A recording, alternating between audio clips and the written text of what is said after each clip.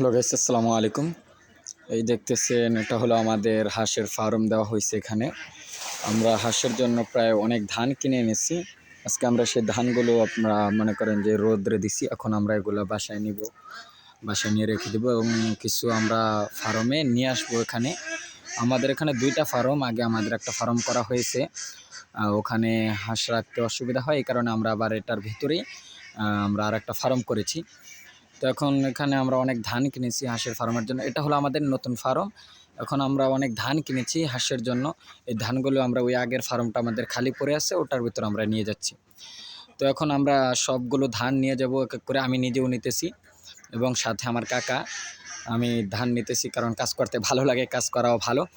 তো এখন আমরা সব প্রায় 20 মণের মতো ধান আমরা এটার ভিতরে নিয়ে রাখবো হাঁসকে খাওয়ানোর জন্য। আর ধানগুলো আমরা আমাদের বাসায় নিয়ে যাব, নিয়ে ওখানে রেখে দিব। তো এখানে আমরা ধানগুলো রেখে আমরা আবার যে ধানগুলো আমাদের বস্তায় আছে, এখন আমরা রোদ্রে দিতে পারিনি, এই ধানগুলো আবার আমরা রোদ্রে দিব। এই দেখতেছেন হাঁসগুলো। তবে হাঁস খুব মারাত্মক লেভেলের। আপনার মনে করেন যেখানে আমাদের অনেক মাটি ছিল, এখন তো আমরা বালু ফালাইছি, এখানে এই মাটিগুলো আমাদের হাঁস খেয়ে ফেলেছে। হাঁস হলো মনে করেন যে আপনার মাটি থাকলে ওগুলো খায় ফেলে। আর এখন আমরা এই ফার্মটার ভিতরে আসলাম, এটার ভিতরে হলো মনে করেন যে আমাদের এই ধানগুলো এখানে মিক্সার, এই ধানগুলো এখানে নিয়ে এনে এখানে রেখেছি আমরা।